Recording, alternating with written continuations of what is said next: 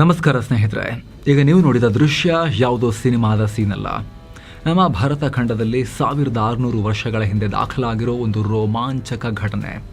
ಒಬ್ಬ ಅಪ್ರತಿಮ ವೀರ ತನ್ನ ಸಾಮ್ರಾಜ್ಯದ ಮಾನ ಉಳಿಸೋಕೆ, ತನ್ನ ಅತ್ತಿಗೆಯನ್ನ ಕಾಪಾಡೋಕೆ ಹೆಣ್ಣಿನ ವೇಷ ಧರಿಸಿ ಶತ್ರುಗಳ ಪಾಳೆಯಕ್ಕೆ ನುಗ್ಗಿ ಶತ್ರು ರಾಜನ ರುಂಡವನ್ನೇ ಹಾರಿಸಿದ ರಿಯಲ್ ಆಕ್ಷನ್ ಸ್ಟೋರಿ ಇದು.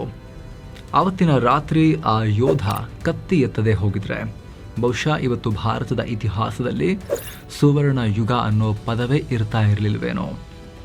ಭಾರತ ವೈಜ್ಞಾನಿಕವಾಗಿ ಇಷ್ಟು ಮುಂದುವರಿಯೋಕೆ ಸಾಧ್ಯ ಆಗ್ತಿರ್ಲಿಲ್ವೇನೋ. ಸ್ನೇಹಿತರೆ, ನಾವು ಮಾತನಾಡ್ತಿರೋದು ಗುಪ್ತ ಸಾಮ್ರಾಜ್ಯದ ವೀರನಾಯಕ ವಿಕ್ರಮಾದಿತ್ಯ ಅವರ ಬಗ್ಗೆ. ಹಾಗಿದ್ರೆ ಯಾರೇ ವಿಕ್ರಮಾದಿತ್ಯ? ಇವರ ಸ್ಟೋರಿ ಏನು? ಬನ್ನಿ ಇವತ್ತಿನ ಇತಿಹಾಸ ದರ್ಶನ ಸರಣಿಯಲ್ಲಿ ನಾವು ನೋಡ್ತಾ ಹೋಗೋಣ.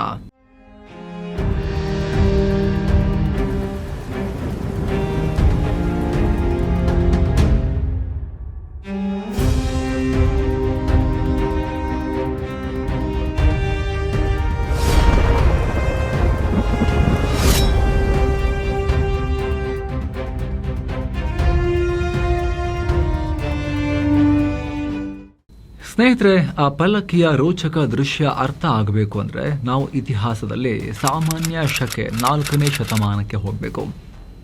ಭಾರತದ ಬಹುಪಾಲು ಭೂಮಿಯನ್ನು ಗೆದ್ದಿದ್ದ ಸಮುದ್ರಗುಪ್ತರ ಮರಣದ ನಂತರ ಆ ಸಿಂಹಾಸನ ಏರಿದ್ದು ಅವರ ದೊಡ್ಡ ಮಗ ರಾಮಗುಪ್ತ. ಈ ರಾಮಗುಪ್ತ ಅಪ್ಪಟ ರಣಹೇಡಿ. ಆತನಿಗೆ ಯುದ್ಧ ಹೊಡೆದಾಟ ಇಷ್ಟ ಆಗ್ತಿರ್ಲಿಲ್ಲ. ಯಾವ ಮಟ್ಟಿಗಂದ್ರೆ ಆತ ತನ್ನದೆಲ್ಲವನ್ನ ಕೊಡೋಕು ರೆಡಿಯಾಗಿದ್ದ.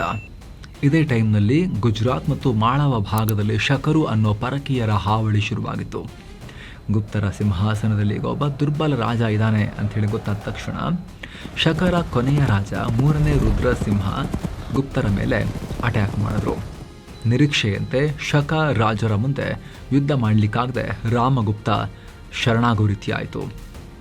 ಪ್ರತಿರೋಧವನ್ನೇ ತೋರದೆ ಶರಣಾದ ರಾಮಗುಪ್ತರನ್ನ ಶಕರಾಜ ರುದ್ರಸಿಂಹ ಮನ ಬಂದಂತೆ ಅಪಮಾನ ಮಾಡಿದ್ರು. ಅಷ್ಟೇ ಅಲ್ಲ, ರುದ್ರಸಿಂಹ ಒಂದು ನೀಚ ಷರತ್ತನ್ನು ಕೂಡ ಹಾಕಿದ್ರು. ಅದೇನು?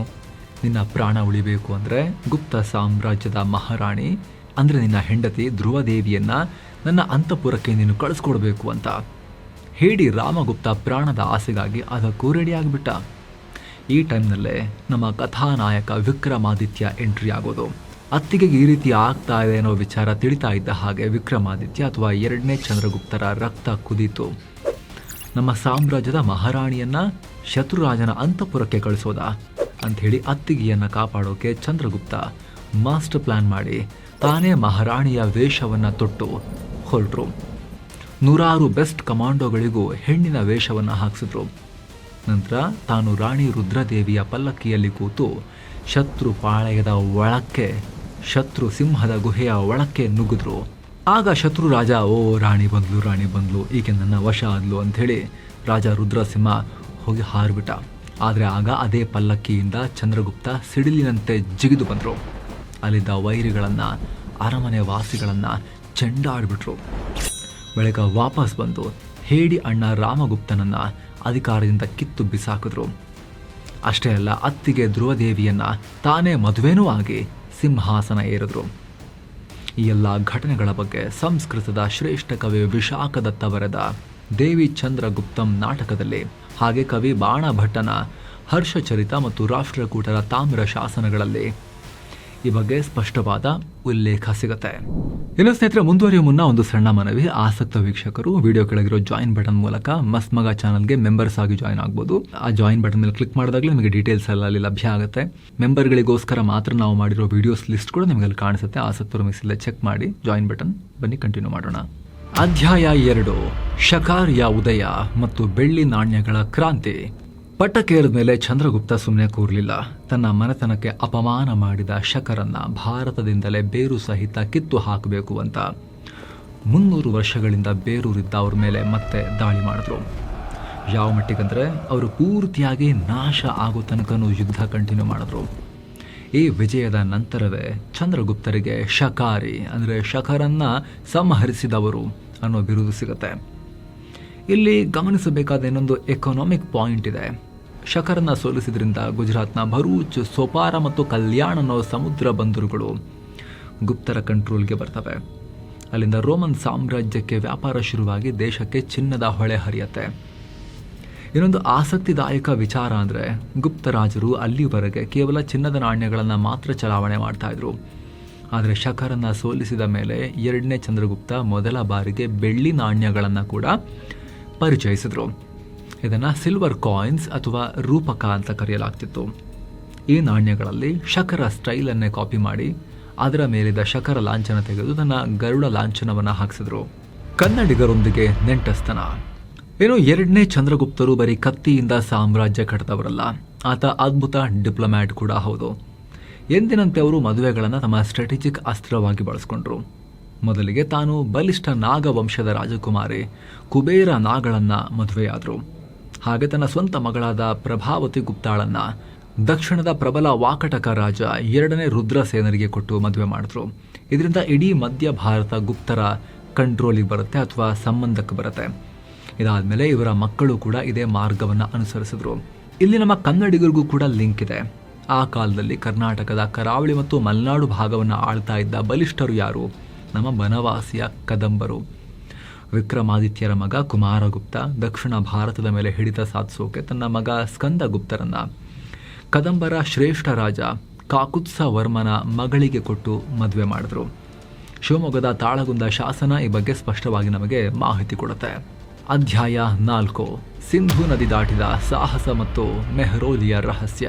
ಏನೋ ಚಂದ್ರಗುಪ್ತರ ಮಿಲಿಟರಿ ರೇಂಜ್ ಎಲ್ಲಿ ತನಕ ಇತ್ತು ಅನ್ನೋದಕ್ಕೆ ಇವತ್ತಿನ ದಿಲ್ಲಿಯ ಕುತುಬ್ ಮಿನಾರ್ ಆವರಣದಲ್ಲಿರೋ ಮೆಹರೌಲಿ ಕಬ್ಬಿಣದ ಕಂಬ ದೊಡ್ಡ ಸಾಕ್ಷಿ. 1600 ವರ್ಷಗಳಿಂದ ಬಿಸಿಲು ಮಳೆಗೆ ಓಪನ್ ಆಗಿ ನಿಂತಿದ್ರೂ ಕೂಡ ಈ ಕಂಬಕ್ಕೆ ಇವತ್ತಿಗೂ ಒಂದೇ ಒಂಚೂರು ತುಕ್ಕು ಹಿಡಿದಿಲ್ಲ. ಆ ಕಾಲದ ನಮ್ಮ ಮೆಟಲರ್ಜಿ ಜ್ಞಾನಕ್ಕೆ ಇದು ಜ್ವಲಂತ ಸಾಕ್ಷಿ.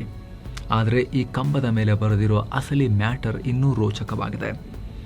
ಶಾಸನದಲ್ಲಿ ಬರೆದಿರೋ ಪ್ರಕಾರ ರಾಜ ಚಂದ್ರರು ಸಿಂಧೂ ನದಿಯ 7 ಮುಖಗಳನ್ನು ದಾಟಿ ಹೋಗಿ ವಾಹ್ಲಿಕರನ್ನ ಮಣಿಸಿದ್ರು ಅಂತ ಇದೆ.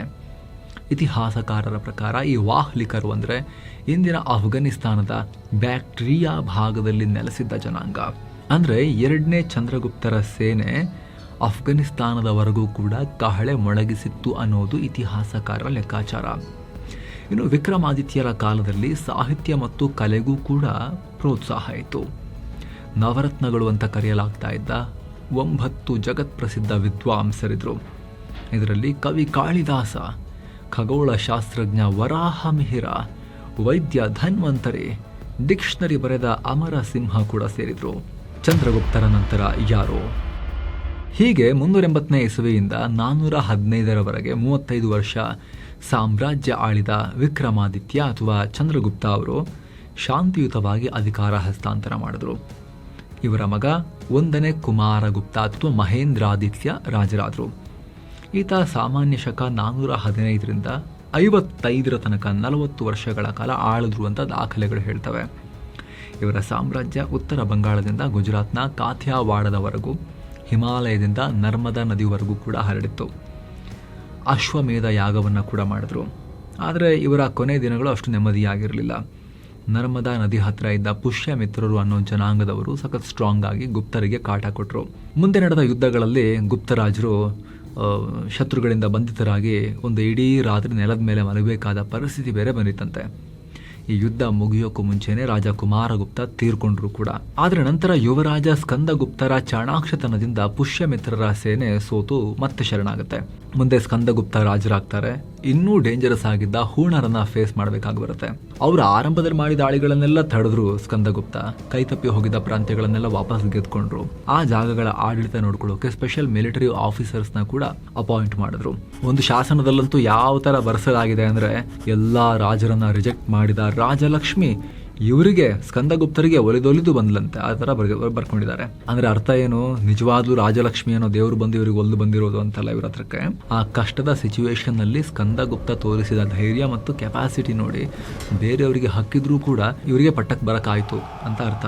ಆಮೇಲೆ ಸ್ಕಂದಗುಪ್ತರ ಆಡಳಿತ ಸುಮಾರು 467ನೇ ಇಸವಿಗೆ ಮುಗಿತು. ಅದಾದ್ಮೇಲೆ ಒಂದರ ಮೇಲೊಂದರಂತೆ ಬೇರೆ ಬೇರೆ ರಾಜರು ಬಂದ್ರು. 473ನೇ ಇಸವಿಯಿಂದ 474ನೇ ಇಸವಿ ಟೈಮ್ನಲ್ಲಿ ಕುಮಾರಗುಪ್ತ, 2ನೇ ಕುಮಾರಗುಪ್ತ, 476ರಿಂದ 495ರವರೆಗೆ ಬುಧ ಗುಪ್ತ ಮತ್ತು 510 ಆಸುಪಾಸಿನಲ್ಲಿ ಭಾನುಗುಪ್ತ ಆಡಳಿತ ಮಾಡಿದ್ರು ಅಂತ ಶಾಸನಗಳಿಂದ ಗೊತ್ತಾಗುತ್ತೆ. ನಳಂದಾದಲ್ಲಿ ಸಿಕ್ಕಿರೋ ಮಣ್ಣಿನ ಮುದ್ರೆಗಳ ಪ್ರಕಾರ ಪುರುಗುಪ್ತ ಅವನ ಮಗ ನರಸಿಂಹಗುಪ್ತ ಅಂದ್ರೆ ಬಾಲಾದಿತ್ಯ, ನೆಕ್ಸ್ಟ್ ಆತನ ಮಗ 3ನೇ ಕುಮಾರಗುಪ್ತ ಮತ್ತು ವಿಷ್ಣುಗುಪ್ತ, ಹೀಗೆ 4 ಜನ ರಾಜರು ಲೈನ್ ಆಗಿ ಆಳ್ವಿಕೆ ನಡೆಸಿದ್ರು ಅಂತಲೂ ಇತಿಹಾಸಕಾರರು ಹೇಳ್ತಾರೆ. ಇದರಲ್ಲಿ ನರಸಿಂಹ ಬಾಲಾದಿತ್ಯ ಅನ್ನೋ ರಾಜ 533ನೇ ಇಸವಿಯಿಂದ 534ನೇ ಇಸವಿ ಟೈಮ್ ನಲ್ಲಿ ಹೂಣರ ಕ್ರೂರ ರಾಜ ಮಿಹಿರ ಕುಲನನ್ನ ಸೋಲಿಸಿದ್ದ ಅನ್ನೋದು ಕೂಡ ದೊಡ್ಡ ಹೈಲೈಟ್. ಆದ್ರೆ ಇತಿಹಾಸಕಾರರಲ್ಲಿ ಇವ್ರು ಯಾರು, ಯಾವ ಆರ್ಡರ್ ನಲ್ಲಿ ಬಂದ್ರು ಅನ್ನೋದ್ರ ಬಗ್ಗೆ ಇನ್ನೂ ಚರ್ಚೆ ನಡೀತಾನೆ ಇದೆ. ಯಾಕಂದ್ರೆ ಬಿತಾರಿ ಮತ್ತು ನಳಂದ ಶಾಸನಗಳನ್ನ ಹೋಲಿಸಿ ನೋಡಿದ್ರೆ ಗುಪ್ತರ ವಂಶದಲ್ಲಿ 2 ಬೇರೆ ಬೇರೆ ಗ್ರೂಪ್ಗಳು, ಶಾಖೆಗಳಿದ್ವು.